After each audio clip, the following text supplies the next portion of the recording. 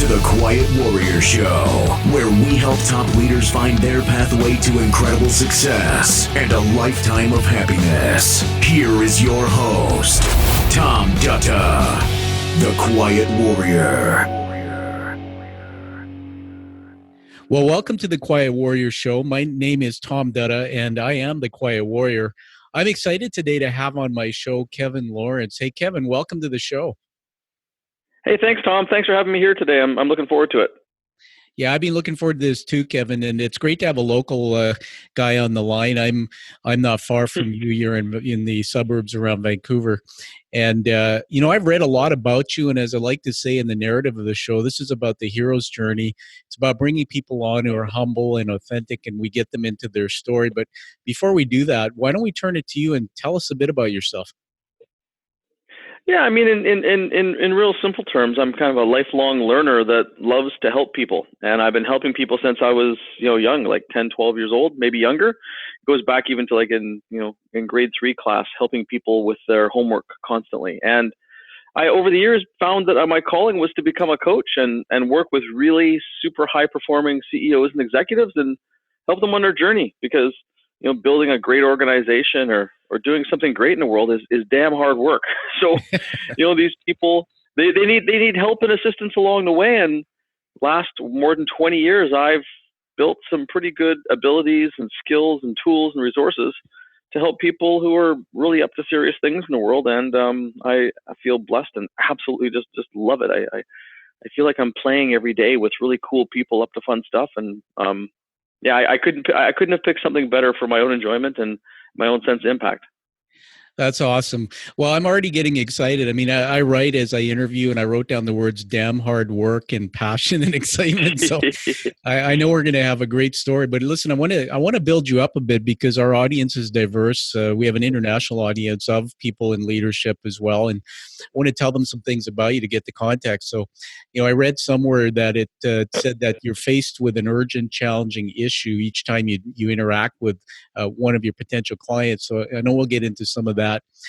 This whole thing about your life work, you've written a book called Your Oxygen Mask First. That caught my attention, the title, and the 17 practical steps to triumph in business without being trampled in life. I know we'll talk about that, but it's fascinating to me.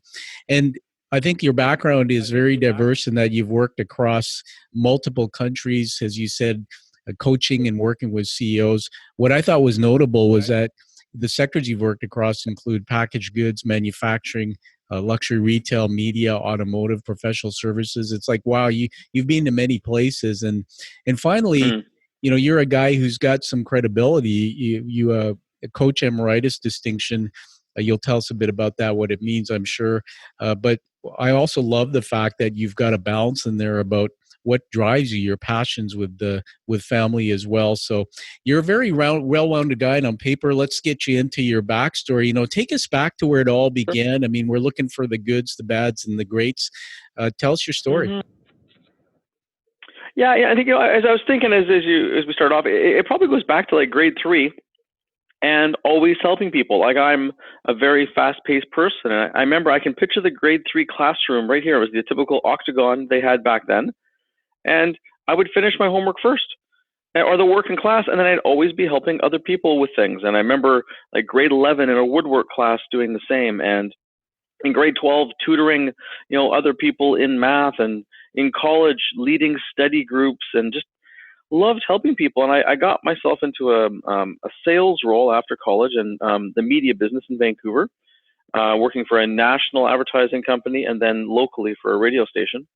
And I performed really well, but I really burnt myself out. So at 24, I seriously cooked myself, and it took me a couple of years to recover. And I love to work hard, but just it wasn't the right type of thing for me. And then I was at a seminar, a workshop, and one of the things that I got out of this program was this metaphor of helping people to squeeze more juice out of life. And it stuck with me ever since. And for people to really thrive in their careers and be wildly successful, but also to have a great life too. And it really grabbed me and kind of set me on this path.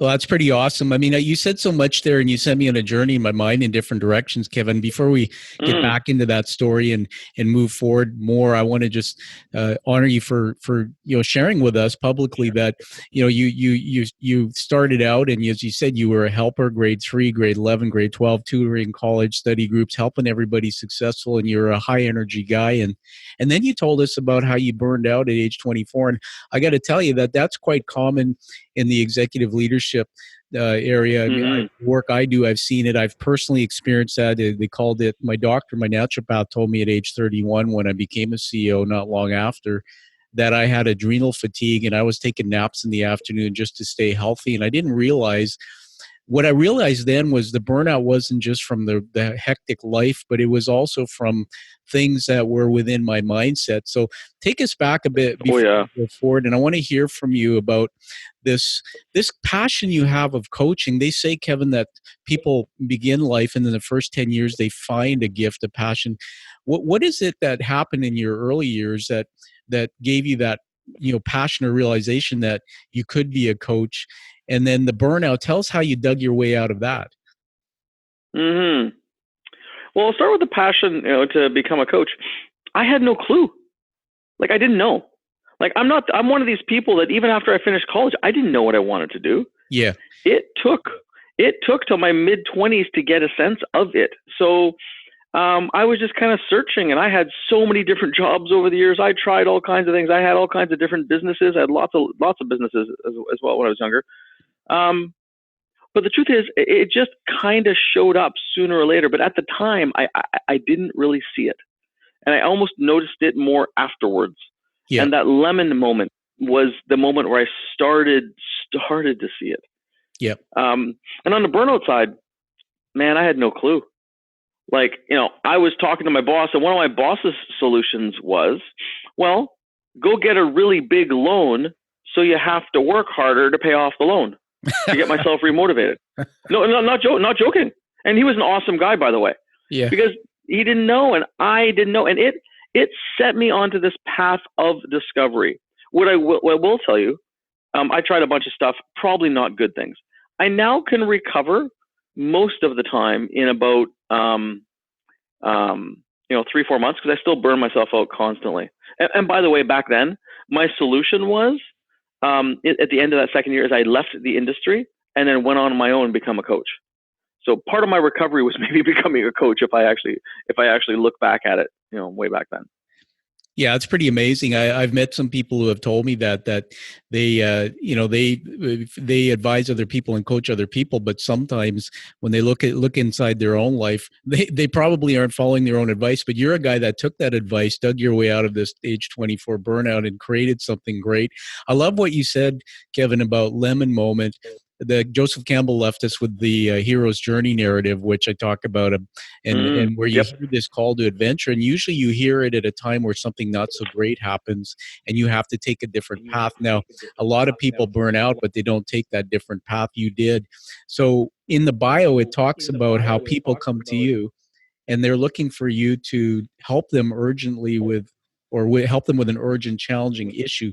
Tell us a bit about that. What are some of the things that people are coming to you to coach on? Like, I will tell you, I have coached people on almost every human scenario you can imagine, right? Including people being investigated by federal authorities for bad things that they had nothing to do with. Like, everything you can imagine. But I'll give you more common scenarios. 2 phone calls yesterday. One was a leader I've worked with for 15 years as they've scaled and done amazing things. And they completely destroyed themselves 15 years ago when I started with them. That's when I called. And then they completely destroyed themselves again this year with a whole bunch of big transitions. I mean, I do a lot of talking around mental health and mental resilience because I've had to become an expert in it to do my job. Yeah. It happens, lots of these my theory is all high performers get burnt out every, 2 to 7 years, and usually seriously burnt out, because there's a correlation with high performance and pushing yourself hard. So if I so that was one call yesterday, was the guy that was he's in the middle of his recovery from it. and he's on a good track, and we talked about it. We're going to set up a couple more meetings just to help him work through some of the stuff, but he's getting back on track. He's doing what I call in my book the resilience rituals. Those are the things that you do for your body, mind, and spirit to take good care of yourself, because at the root of it, the reason people burn out is they self-sacrifice too much. Yeah. They've got themselves overcommitted. So it's like they've got themselves carrying a 10,000 pound load, but they're only rated for 5,000 pounds, like a pickup truck, right? If you put 10,000 pounds in a pickup truck that can handle 5,000 pounds, you got yourself serious problems. And it might go for, 100 miles or 1,000 miles.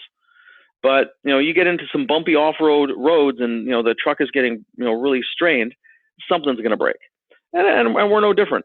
So, I work a lot with building up the resilience rituals to handle that additional load, because you don't want to back down and take less load. Although it maybe sometimes you do need to with building your team. So that one guy, we're just getting back to his resilience rituals. We're going to spend a half day together in the new year just to reset some things and help clear some junk out of his mind, because he's had a couple of big situations that are still hanging over his head. And another thing, again, my book is just all the tools I use to help people that are super high performing when they get stuck or want to get to the next level. There's another tool called Love the Lessons. He had a project he worked on for 25 years that stopped, and it wasn't his choice. So he's carrying a lot of cloud over it, and we got to let that go. Like, he added another 10,000 pounds onto his truck. And the other call I did yesterday was a CEO I've been working with for 6 months. It's a guy I met through one of my passions at the racetrack, racing cars. Awesome guy. And when we first started chatting about stuff, he was like hating his business and wanted to sell it. Like, hated it. And that's a very common scenario where people call. And I like chat with him. Like, yeah, man, come on, man. You don't have to do that. You got a great business. You're making great money. You got, And so we worked over the last 6 months to get him to the point now where I'm talking to him. He wants to 10x the thing. He got to many $1 million of revenue, and now he wants to make it 10 times the size, because we got it down to him working 3 days a week, him building a way stronger team. And instead of hating it, he's jacked. Like, I talked to him yesterday, man. He's loving it. He's having a great time, and he wants to keep going. But usually people get in these jams when they don't know what to do, and it sucks. So they don't know how to fix it. Unfortunately, if you go ask your friends and family, they're going to screw it up more, because building a notable enterprise or doing something serious in the world, it's not logical. It's very counterintuitive to be highly successful.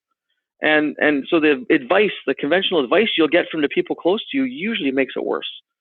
So as you can tell, I get excited about it. It's kind of fun. But yeah, those are two pretty common scenarios, I'd say. Well, those are really definitely those are challenging scenarios, and I think the people that you coach it's a blessing in their lives, Kevin, to have you appear. When you were talking, I wrote down 3 words: body, mind, and soul. And in the work I do in my own experience, as a CEO and working in the area of leadership, I've realized that those things have to be connected. So I honor you for that. I also love the fact that you talk about mental health. I think you and I might have connected through an email, or at least I sent an email to you that I've spent 10 years volunteering at a leadership level in mental health. And one of the things I learned from being around psychologists and people in that profession is that 3 in 7 people at some point in their lifetime, leadership, people in high stress jobs will have a mental health issue to deal with. And so you nailed it. And it's great. I think the number's 100. I think the number's 100%. Yeah, I mean, absolutely. Of being a leader. Yeah, literally. As you start having these conversations one-on-one with leaders, and because of my book, and I talk openly about it to thousands and thousands of people a year, people come up to me and tell the stories. People in the companies that I've worked with for years come telling me the stories. And all the highest performers are always telling me the same story. It's crazy. Like, anyways, go sorry. It's a big challenge in our world, and I'm on a mission though to destigmatize it. Yeah, everyone's got mental health challenges. It's part of the human experience. If you want to do something big, and even if you don't, the way our world is, it's just part of the game. It's kind of like absolutely. Getting a cold once in a while. It's a mental cold. Absolutely. I mean, you got me vibrating in my chair. You and I have more work to do together. I think that's why the universe connected us. I got to tell you, and I declared this. I did a video on YouTube years ago, but I checked myself into a a clinic and got assessed from I call it a checkup from the neck up, and learned that since I was a kid, I've dealt with generalized anxiety. It comes and goes. Some days you don't know why you cancel meetings and the pressures. And yet I was a high-performing traveling CEO throughout my career dealing with that. And so one of the things I realized is that the stigma prevents us from talking about it. Also, people don't know what it looks like, and we just fluff it off for, well, we know we're tired, and that's just the way it is. So, we need more people. And these people don't know how to handle it, and that's the biggest thing I've learned, Tom. Like, look, of course you've had that issue. Like, I would be shocked if you didn't. Yeah, literally. Totally. From what I know about people, if you didn't have some sort of mental health challenge, my theory is you probably wouldn't have pushed yourself so bloody hard. Yeah, exactly. Because you're overcoming something, seriously. But the thing is, people don't know what to do about it, and that's the problem.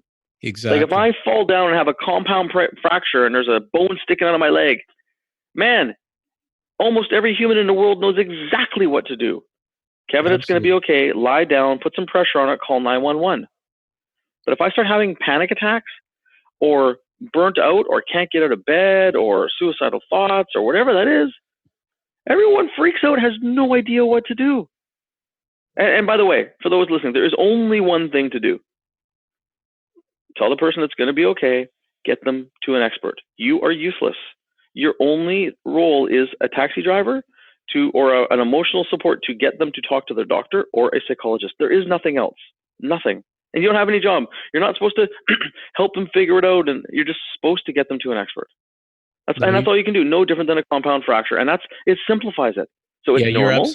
You're absolutely right, Kevin. And it's interesting because what I've learned in some of the people I've met at that level in leadership is that, and I like to say it this way, and as a coach, I'd like your opinion on it, is when the people you've worked with, and you can generalize because we don't want to break any confidentialities, but yeah, of course. Unresolved past trauma, past events in life could be a business partner walking out of you, could be a bankruptcy, could be a divorce, could be a toxic childhood, could be addiction in your life today, manifests itself in our leadership.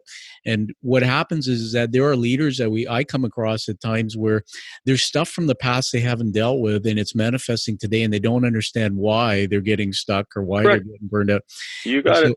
So you're absolutely right. So congratulations. And that's a chapter in my book, Tom. It's a chapter in my book called Deal with Your Emotional Junk. I love that. It's because we all have it. Like, we all need to spend at least 30 to 50 hours with a therapist. No two ways about it. Everyone. Because as leaders scale, your junk starts to come up. What holds you back is not your intelligence. It's your emotional junk that stops you from growing as you need to in the role. And the higher you grow in a company, the more you need to evolve your skill set. But your emotional junk will keep popping up. So yes, that is a huge limit to people's growth. And there's a list you can get. And I talk about a list of traumatic events that you get. It's basically 2 punches and you're in the ditch. We can usually handle one, but you get 2 of them. And sometimes a traumatic event is Christmas, or moving, or your child leaving the home. But 2 of those at one time will throw you in the ditch, and the mental ditch. And that's why we need the help. And again, people don't want to talk about this stuff. It doesn't make you feel like a cool CEO to admit you've had challenging issues, but I think they're normal, and we just need to normalize them so people get help and have hope and don't get stuck. Yeah, no, it's a big place in my heart. So thank you for blessing us with that. I'm going to just do this. I never do this, but I'm going to do it on an exception because I know the individual is totally open about it. One of the episodes in the archive of my show is about a gentleman who is $1 billion CEO, and he took a turn into a different profession, and then he fell into that ditch you talk about. He actually had a mental health setback, and it was pretty serious. And today he's still pulling himself through that, but he talks about that, how in a heartbeat things can change. And I knew him when he was that high-performing CEO. We were CEOs actually together. I was supplying his company with some services.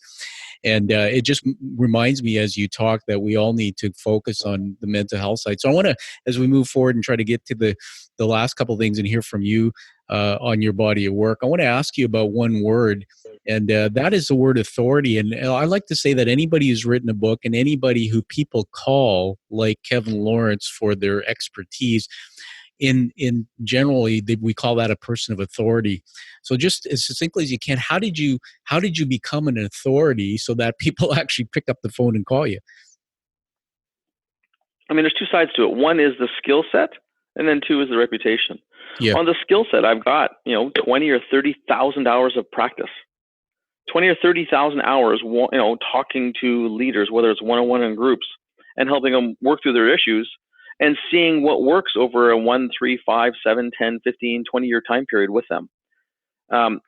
Secondly, is an insane amount of learning, like never stopping and learning. I remember years ago, a guy, Brian Tracy, sort of a motivational guy and sales trainer, said, you can become an expert on anything during your commute in just a couple of years, just listening to audiobooks all the time. So an incredible amount of learning. And then three, an incredible amount of coaching and doing my own work and working on my own issues over, thousands of hours of that. That's the skill set, competence, cleaning my junk out, and I still keep working on that stuff.